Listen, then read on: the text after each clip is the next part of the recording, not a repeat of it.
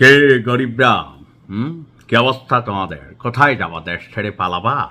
পালানোর রাস্তা নাই কিন্তু।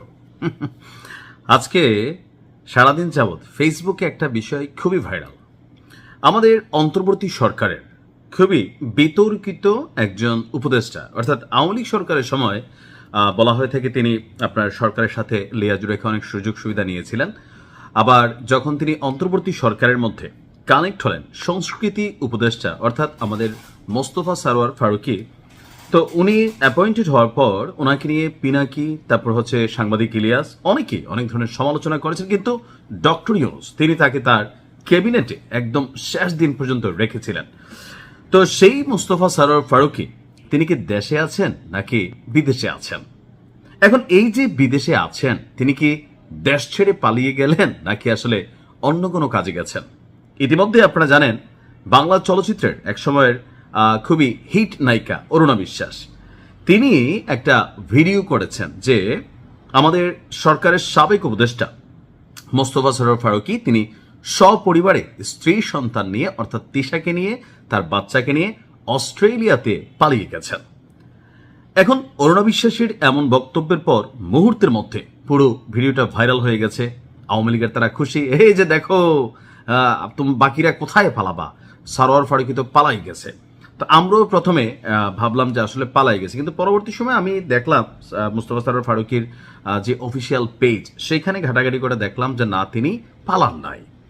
অর্থাৎ তিনি অস্ট্রেলিয়া গেছেন সত্যি, তবে দেশ ছেড়ে পালিয়ে যাননি। তিনি তার যে বক্তব্য, যে একটা মহল তাকে ঘিরে বক্তব্য দিচ্ছে যে তিনি দেশ ছেড়ে পালিয়ে গেছেন, বেসিক্যালি তিনি একটা কাজে গিয়েছেন বা ছুটিতে গিয়েছেন, এবং সেইখান থেকে নির্দিষ্ট সময়ের পর তিনি আবার বাংলাদেশে ব্যাক করে আসবেন।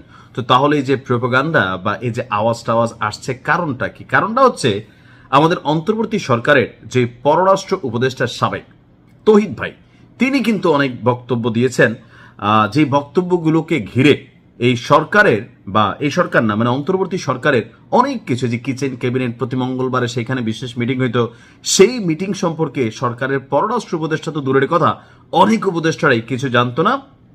ডক্টর ইউনূস কার সাথে আলোচনা করিয়া বড় বড় যেই সিদ্ধান্তগুলো আছে সেগুলো নিতেন, অনেক কিছুই নাকি স্পষ্ট না। এবং কি এই ঘটনায় তিনি মার্কিনী সাম্রাজ্যবাদীকে অনেক ক্ষেত্রে বক্তব্য দিয়েছেন, এবং কি বলেছেন যে অনেকেই এই সরকার ক্ষমতা ছাড়ার আগে যে অনেক উপদেষ্টারা তারা তাদের রেড যে পাসপোর্ট আছে, লাল পাসপোর্ট, এটা নিয়ে লাড়াচাড়া করতেছে, অনেকেই দেশ ছেড়ে চলে যাবেন, এরকম কিন্তু একটা গুঞ্জন এই তৌহিদ সাহেব তিনি কিন্তু মার্কেটে নিয়ে আসছিলেন। এরপরে জাতির মধ্যে তো একটা চিন্তা আসছে, কখন যে কে পালিয়ে যায়, আবার পালানো যাবে না, এরকম কিন্তু অনেক আওয়াজ আসছে।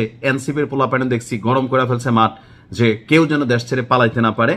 তো এর মধ্যে দুই একজন উপদেষ্টা তারা আবার চলে গেছেন, সরকারের বড় বড় পদে থাকা যারা অন্তর্বর্তী সরকারকে লিড করেছেন তারা অনেকে দেশ ছেড়ে গিয়েছেন।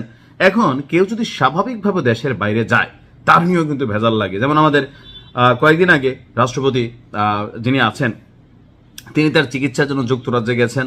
তো সেখান থেকেও কিন্তু একটা আওয়াজ চলে আসছিল যে পালাইছে রে পালাইছে, রাষ্ট্রপতি পালাইছে, কিন্তু তিনি আবার ফিরেও আসছেন। তো মোস্তফা সরোয়ার ফারুকীর বিষয়টা হচ্ছে যে এই সরকারের সাবেক সেই সরকারের অনেক উপদেষ্টারা দেশ ছেড়ে গোপনে পালিয়েছেন, অনেকে ফ্যামিলি সহ ওইখানে সেটেল হয়ে গেছেন।